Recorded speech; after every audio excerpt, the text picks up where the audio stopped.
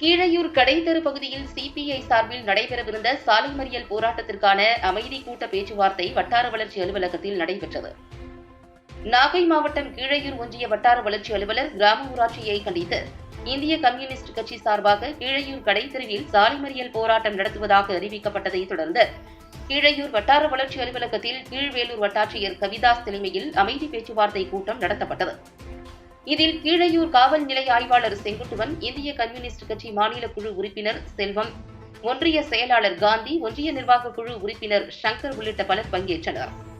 அமைதி பேச்சுவார்த்தையில் கீழையூர் வட்டார வளர்ச்சி அலுவலர் கிராம ஊராட்சியை கண்டித்து இந்திய கம்யூனிஸ்ட் சார்பாக ஒட்டப்பட்ட நோட்டீஸ் அடையாளம் தெரியாத நபரால் கிழிக்கப்பட்டுள்ளது. அதனை கண்டறிந்து நடவடிக்கை மேற்கொள்ள வேண்டும்.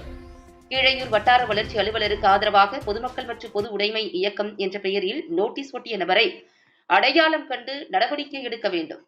தற்போது பணிபுரிந்து வரும் வட்டார வளர்ச்சி அலுவலர் கிராம ஊராட்சியை பணி மாறுதல் செய்திட வேண்டும் உள்ளிட்ட 3 கோரிக்கைகளை முன்வைத்து பேசினர். மேற்கண்ட கோரிக்கைகளை மாவட்ட ஆட்சியர் மற்றும் திட்ட இயக்குநர் மாவட்ட ஊரக வளர்ச்சி முகமைக்கும் அனுப்பி வைக்கப்படும் என்ற முடிவினை ஏற்றுக்கொண்டதன் அடிப்படையில் சாலை மறியல் தற்காலிகமாக கைவிடப்பட்டது.